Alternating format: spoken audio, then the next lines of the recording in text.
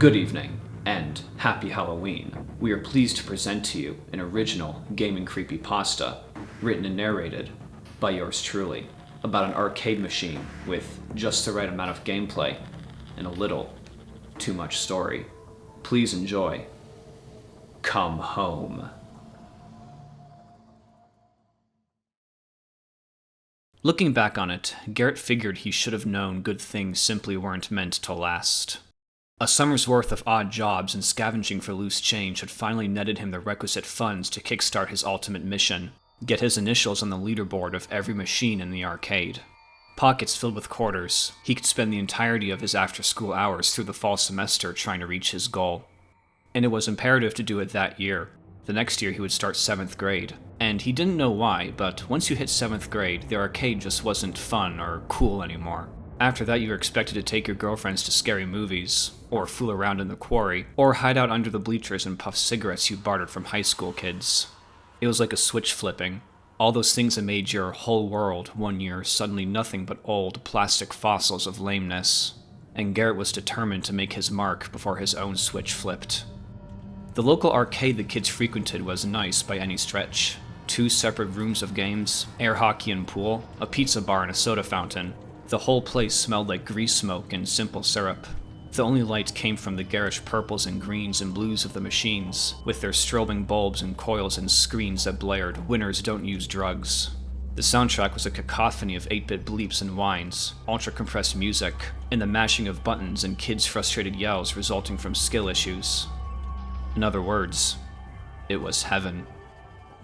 A month into the fall semester, Garrett had already halfway completed his goal, sealing his initials, GAE, for Garrett Anthony Edwards, into 15 of the 30 machines' leaderboards.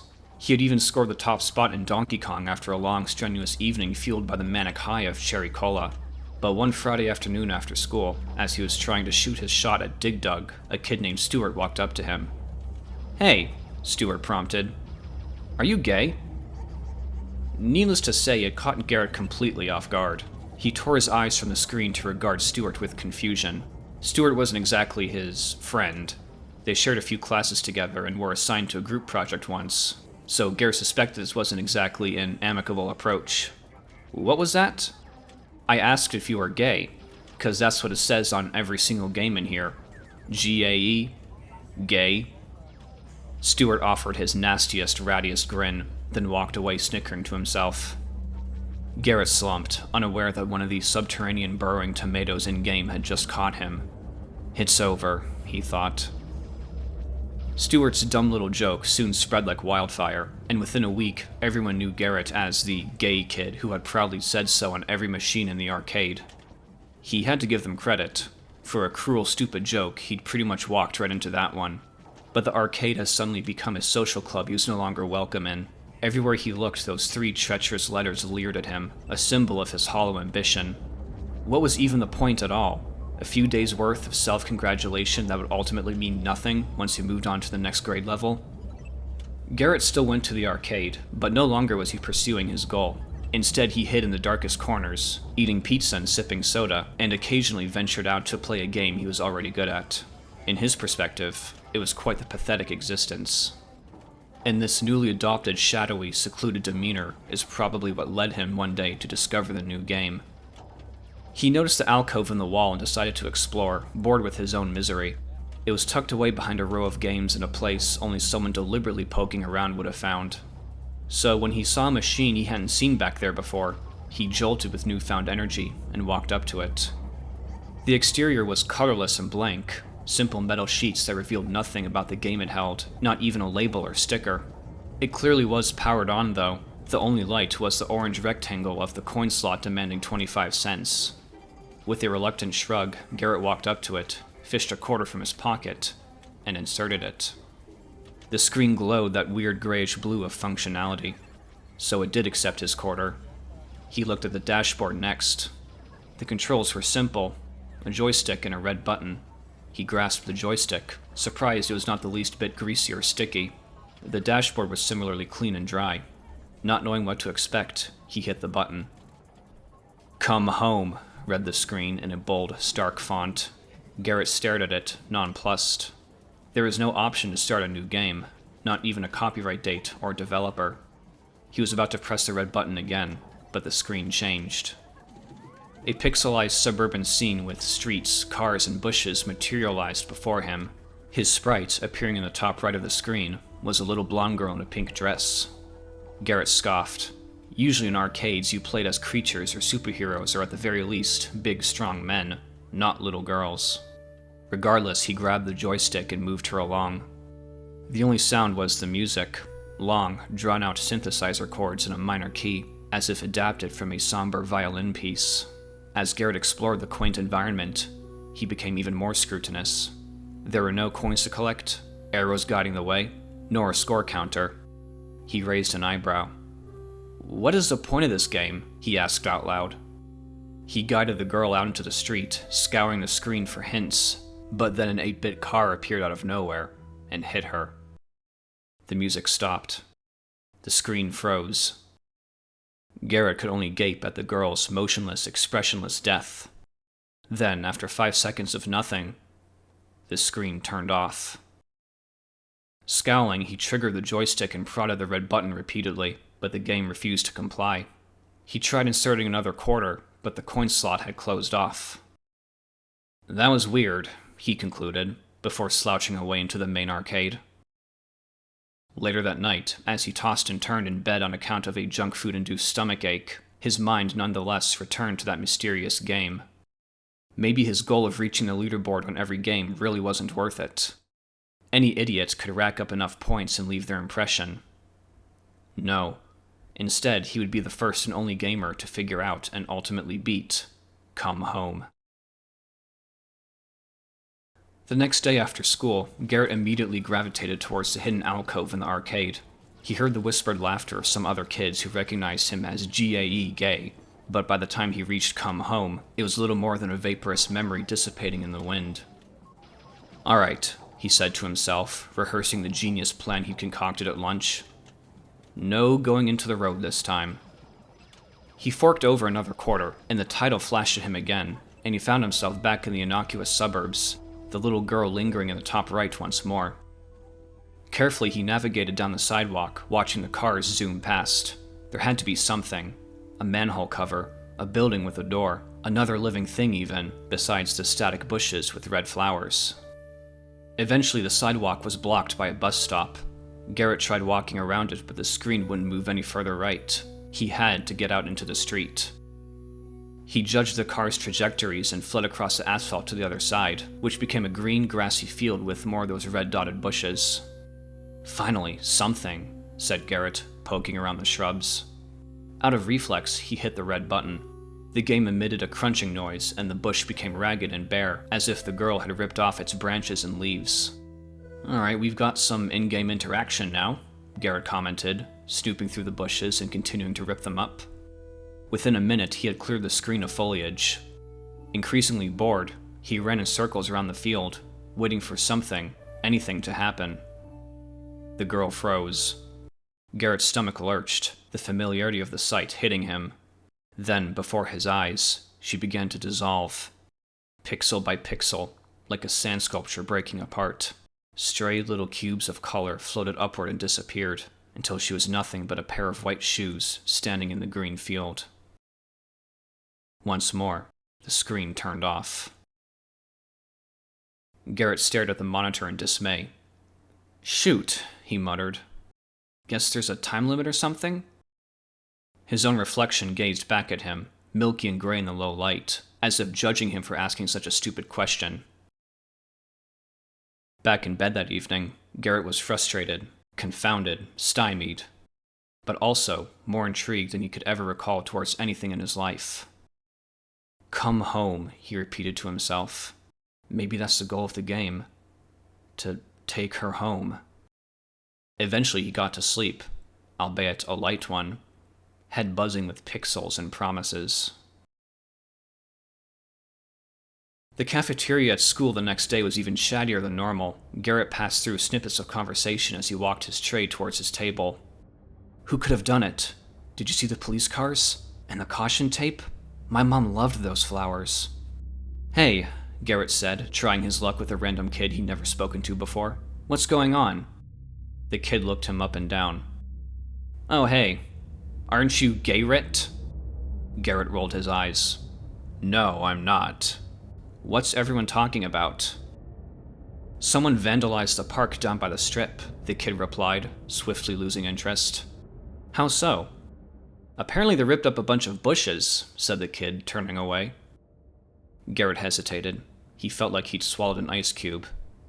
What kind of bushes?" The kid had sat down at a table with his lunch, evidently deciding that his tuna salad sandwich was more worthy of attention. "I don't know." Garrett nodded, sitting down at his own lonely seat. He picked at his sandwich. "No. It has to be a coincidence." Nevertheless, despite the spitting rain, after school, Garrett found himself gravitating towards the local park just south of the arcade. Yellow police tape had surrounded a grove of rose bushes within the park. They looked as though someone had gone postal on them with a weed whacker. Shredded fragments of leafy green and reddish pink littered the grass and nearby sidewalk. The air smelled of pungent sap and fresh wood. As Garrett stared at the crime scene from the fringes of the tape, he regarded an intact rosebush nearby. He tried to imagine it in 8-bit graphics. A green blob with red dots came to mind, just like the ones in the game. "No," he said again. "It can't be." But something else drew his attention. It sat near the base of a ragged bush within the tape, pearly and conspicuous in the overcast gloom, as if compelling him to come closer. His heart racing, Garrett glanced around to ensure he was alone. Then he dipped under the yellow tape and scurried over to the object. The temperature seemed to drop another 20 degrees. Never had such an innocuous, everyday object instilled such crippling dread within him. Trembling, he picked up a stray branch and poked it. It was solid. Real. He supposed if this were a cheesy horror movie, he would have screamed. But instead, he slipped back under the caution tape and ran up the sidewalk, a stitch in his side, his breathing sharp and cold. The pair of white flats he'd seen near the bushes would have fit a young girl perfectly. Garrett got no sleep that night. He simply existed in a state of numb, throat-clenching terror over what he'd learned. Occasionally, his eyes flickered out his side window, across the moonlit lawn, in case some pale, lurching revenant was shambling across it towards his front door. But she didn't come. Nothing did. Still, that did little to alleviate the pressure in his chest. There'd been some anecdote he'd heard in school some time ago, about how trying to comprehend God was like filling a hole in the sand with an entire ocean. He'd wondered back then what it would be like for the hole to overflow. Would his skull crack? Would the stitches and sinews of his flesh stretch and fray? Would his blood boil from overwhelming kinetic heat? It had been gross at first, and sobering the more he dwelled on it. He'd been put in a funk for the rest of the day. Now, with the onset of this new, darkly morbid knowledge, that funk had returned with a vengeance, garbed in a cloak of existential horror. Over the tree line, the sky turned the greenish-yellow hue of an oncoming dawn. Garrett imagined the light heralding the sun, only the sun was the fiery, judgmental eye of an angry god.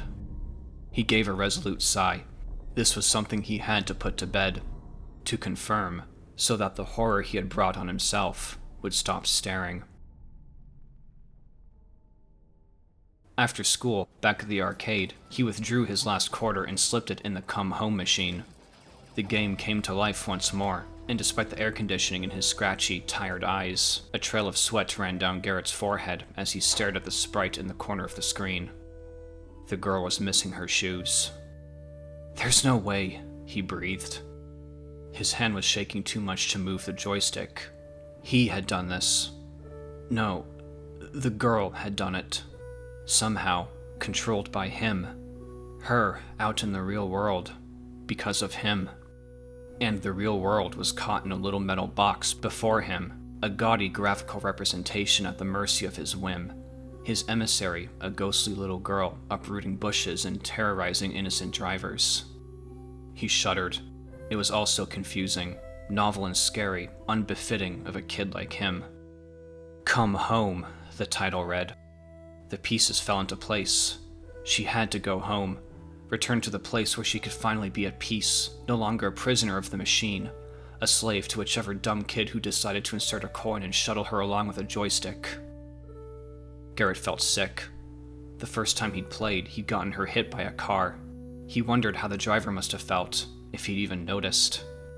And the second time, he had wasted the game destroying rose bushes down at the park, and something, or someone, had gotten sick of their hijinks and decided enough was enough. That poor little girl. It was his fault. He had to make it up to her. He snapped out of it and realized the game was still on. The girl lingered in the top right of the screen as usual, oddly judgy in her obliviousness. He steeled his nerves and moved her down the sidewalk. He was down to his last quarter, his last chance to beat the game. He had to win. And then what? If he got the girl back to her house, assuming he could even find it in the game, what would happen then? Would he no longer be able to play the game? Would the machine disappear, along with all the proof that it, and the ghost girl, had existed at all? He paused. And what if it had all been coincidence? I have to know, he told himself, guiding the girl back up the sidewalk. This is my goal.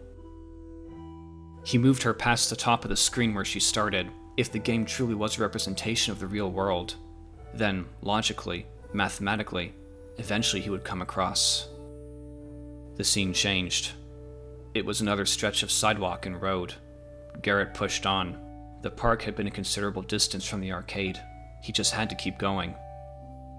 A minute later, he came across an intersection. He held his breath. He remembered crossing a street on his way to the park from the arcade. Fine line between coincidence and reality, he thought. Making sure no cars were coming, he moved her across the street and onto the next screen. Screen after screen of sidewalk and road passed by. Still, he pushed on. And then, there it was. Taking up the top half of the screen was a rectangular building, the word arcade plastered atop it, brick red with orange highlights, just like the building he was gaming in. That just about proves it, he thought. I can turn back now. But the morbid curiosity returned. He craved that final piece of evidence to show him this was more than just a game. Sliding the joystick up, he moved the girl through the front doors. The screen became a perfect, pixelated diagram of the arcade, rows of machines on the sides, foosball and billiards tables in the center, the pizza bar in the back, and in the front, the little girl just standing there. Garrett moved her up the lobby. He wondered if anyone else was seeing her, a random girl shuffling through the arcade, perhaps in some ghastly state of decomposition. He had no idea what she looked like, how she died, if she even was a ghost in the conventional sense. He put an ear out for any other kids. It was pretty quiet out there. He seemed alone. Projecting his mental map onto the game, he navigated past the machines and onto another screen. There, in the top left corner, a path led behind a row of games and into a small alcove in the wall, where sat a single, nondescript machine. Garrett gulped. So the game did know. Still, corrupted by his own daring, he moved the girl onto the path leading to the alcove. The music emanating from the come home machine slowly turned into a staticky hiss. The sounds of the arcade had even faded into silence. His pulse beat a percussion solo in his ears and in his chest. The girl in the game was just standing there, a mere several paces from the machine. From him. Taking a deep breath, he triggered the joystick left. And just behind him, to his right, out of sight, he heard it. Slow, squelching footsteps. He paused. The footsteps paused likewise. He moved again. They started up. Oh my God, he thought, his hands shaking. Desperate, Garrett tried to move her away from him. But, horrifically, now she wouldn't budge. I'm boxed in, he realized. I'm trapped. He had to turn around and peek past a corner to confirm, but that would mean stepping away, relinquishing control. His willpower liquefied and ran down his spine. He moved the joystick left. Step. Step. Step. I should have turned her around. I should have helped her home. I'm so stupid.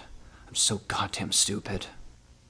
But still, despite his screaming instincts, he compelled her along. On screen, she was only a few squares away.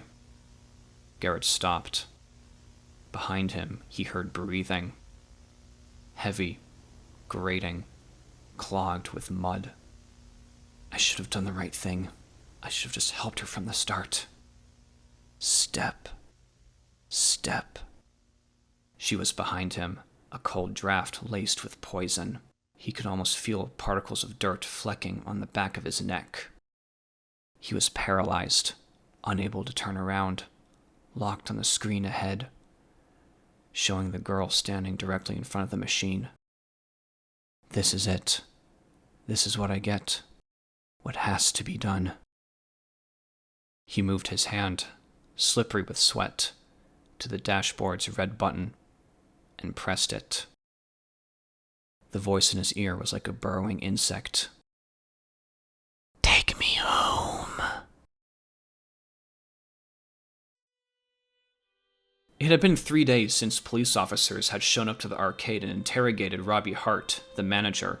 He surveyed the lobby from his office window on the second floor, now barren and unloved. Kids hadn't been showing up ever since that boy, Garrett Edwards, disappeared, and the ongoing investigation had turned his business into a grisly sideshow. I suppose we had it coming, he figured. He thought back to the story the previous manager had told him. 5 years ago, when they had broken ground for the location, a series of violent spring thunderstorms had reduced the site to a slurry of red clay. The retention basin they'd installed nearby had not been adequate, despite local regulators' advice. So for a week, the site was basically a pool of thick, muddy quicksand. Fences and warning signs had been erected, but that hadn't been enough, at least according to some. In the week before the site dried enough to resume construction, a little girl named Sally Carter had disappeared. The town instigated a manhunt for the girl, but as the days went on without any leads, business continued as usual, and construction resumed on the arcade.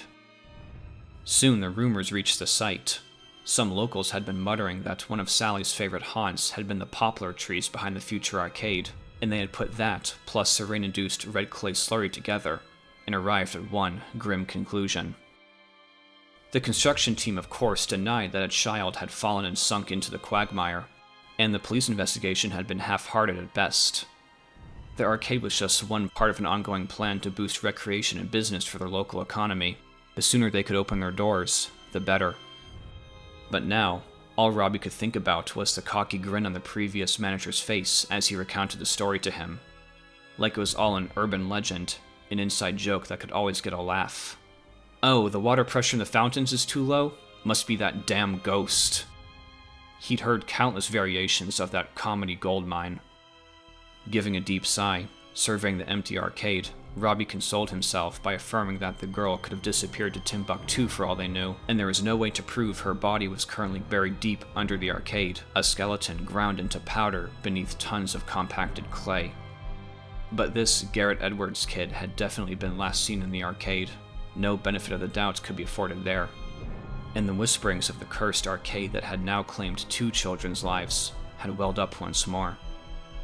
Robbie retreated to his office, reaching for the bottle of bourbon stashed in his desk. He wondered if things might have turned out different if, all those years ago, they had simply tried harder to do things right.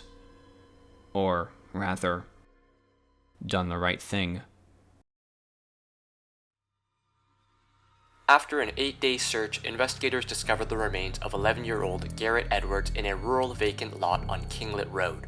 The boy was last seen at the arcade in the North Town Center Strip, a frequent hangout for him according to his classmates. CCTV footage showed the boy entering the arcade, but could not determine where he had gone after that. The manager, Robert Hart, was interrogated twice, but is not considered a suspect. Records indicate the lot previously held the house of Tom and Elena Carter, a family who left town after their daughter Sally went missing 5 years prior. Locals allege she had died within the arcade's construction site, which had broken ground just before her disappearance, but this has not been confirmed either. Likewise unconfirmed are rumors of words written in a dark fluid next to the boy's body, reading the phrase, "I'm home." Please direct any further leads to at.